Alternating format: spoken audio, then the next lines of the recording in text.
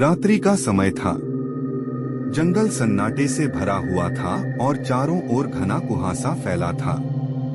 राजा विक्रमादित्य श्मशान से बेताल को फिर एक बार अपनी पीठ पर उठाकर वापस साधु के पास ले जा रहे थे।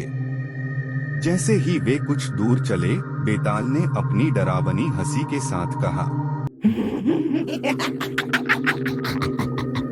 राजन, तुम्हारा साहस प्रशंसनीय है।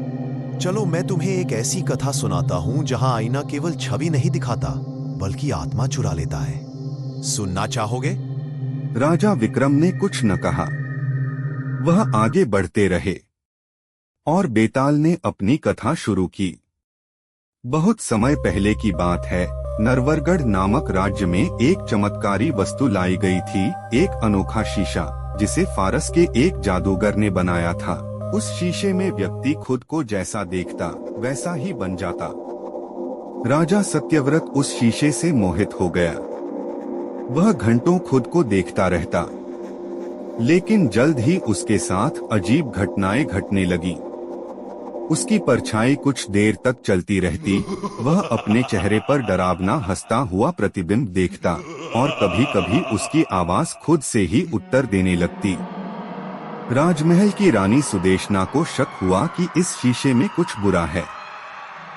जब उसने अपने कक्ष में जाकर शीशे में देखा तो वह चिल्ला उठी। उसमें उसका चेहरा विकृत था, आंखें बाहर निकली हुई, होठों से खून बहता हुआ, और शीशे के भीतर उसकी छवि बोली, अब तू बाहर और मैं भीतर नहीं रहूंगी। उसी रात रानी लापता हो गई। कुछ दिनों बाद महल के हर व्यक्ति को अजीब सपने आने लगे।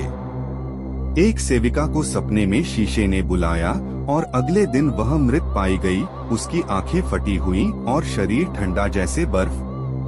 राजा सत्यव्रत ने शीशे को बंद कमरे में रखवा दिया, लेकिन तब भी वह हर रात उसमें खुद को मृत अवस्था में देखता। तांत्रिकों ने बताया कि शीशा अब आत्माओं का द्वार बन चुका है। यह केवल छवि नहीं बल्कि आत्मा की गहराइयों को भी खींच लेता है। जिसने भी उसमें देखा, उसका प्रतिबिंब उसे निगल लेता और उसकी आत्मा शीशे में कैद हो जाती। राजा का बेटा वीरव्रत उस समय जवान हुआ था।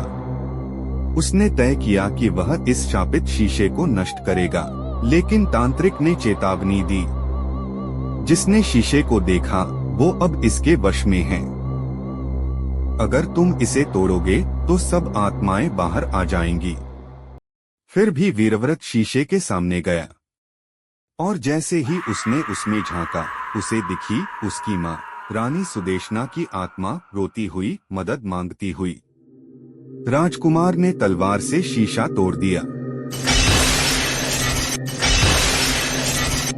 परिणाम, पूरा महल चीखों से भर गया। हर वो आत्मा जो शीशे में बंद थी, एक क्षण के लिए बाहर आई और फिर हवा में घुल गई। मगर वीरव्रत, वह वहीं गिर पड़ा। उसकी आंखें काली हो गईं और उसकी आत्मा उस टूटे शीशे के एक टुकड़े में समा गई।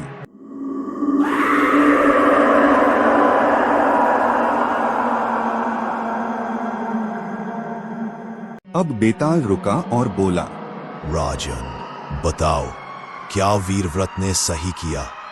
उसने शीशा तोड़कर आत्माओं को मुक्ति दिलाई, लेकिन खुद मर गया। क्या बलिदानी समाधान था, या क्या उसे किसी और उपाय की तलाश करनी चाहिए थी?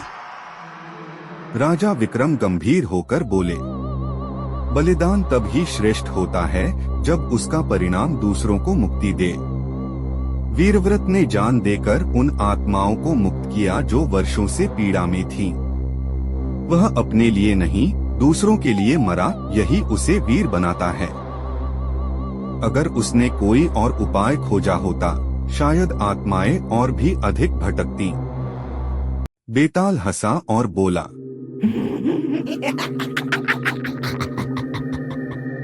बिल्कुल ठीक उत्तर राजन, लेकिन अब नियम तो नियम है। तुमने उत्तर दिया, मैं फिर उड़ चला।